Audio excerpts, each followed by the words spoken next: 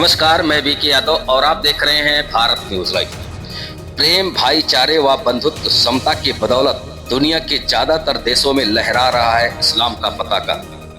प्रयाग महाकुंभ के दौरान दिखी वानगी, लोग कर रहे भूरी भूरी प्रशंसा।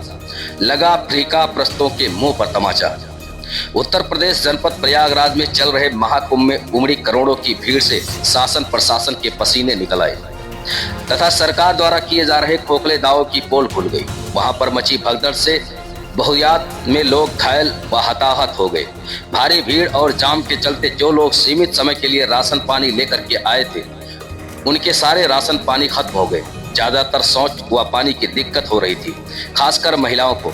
भारत के कोने कोने से ही नहीं, हमारे देश से सटे देश नेपाल, बांग्लादेश, श्रीलंका, म्यांमार तक के दर्शनार्थ पहुंच गए हैं। पूरे देश में जाम की स्थिति उत्पन्न हो गई है। चारों तरफ चीख पुकार मची हुई है, जिसको ध्यान में रख करके जगह जगह इस्लाम को मानने वाले लोगों ने खाने पीने का निःशुल्क पंडाल स्टॉल लगा करके लोगों की खिदमत कर रहे हैं। यहाँ तक कि सभी लोग अपने घरों की बाथरूम, लैट्रिन रूम में स्नान घर, बेड, रजाई, गद्दा, तकिया तक मुहैया करवा रहे हैं।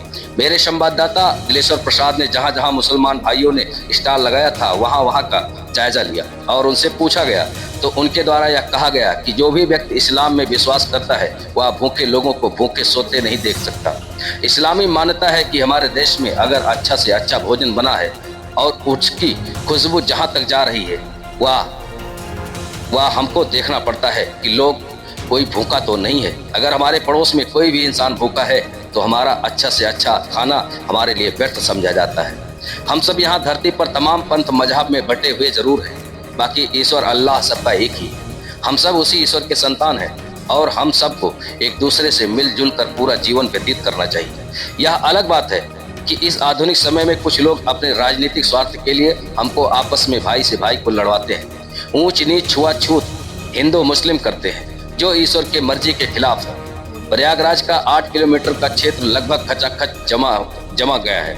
रास्ते में पड़ने वाली बड़ी ईदगाह, ताजिया, इमामबाड़ा, हिम्मतगंज दरगाह, खुलदाबाद बड़ी मस्जिद, शाहगंज, रानी की मंडी, नक्खास जैसे सैकड़ों जगहों पर लगभग 60 से 70 हजार श्रद्धालुओं को भोजन पानी की व्यवस्था निःशुल्क कराई जा रही है।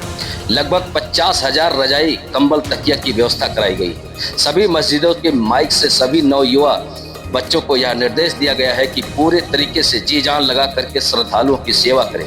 मस्जिदों से मिले निर्देशों का पालन करते हुए गंगा जमुनी की तहजीब को दर्शाते हुए हजारों हजार मुस्लिम नवयुवक जगह जगह हलवा, पूरी, सब्जी, चाय, कॉफी, बिस्किट, पानी, कंबल, कपड़ा, रजाई बांटने में लग गए।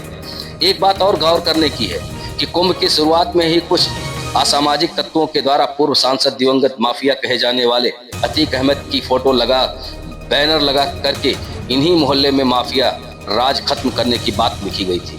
उन्हीं मोहल्लों में ज्यादातर अतीक अहमद के जाति बिरादरियों के ही द्वारा बड़े पैमाने पर श्रद्धालुओं की सेवा की जा रही है, जिसमें शासन प्रशासन व महानगर पालिका का एक भी रुपया नहीं लगा है।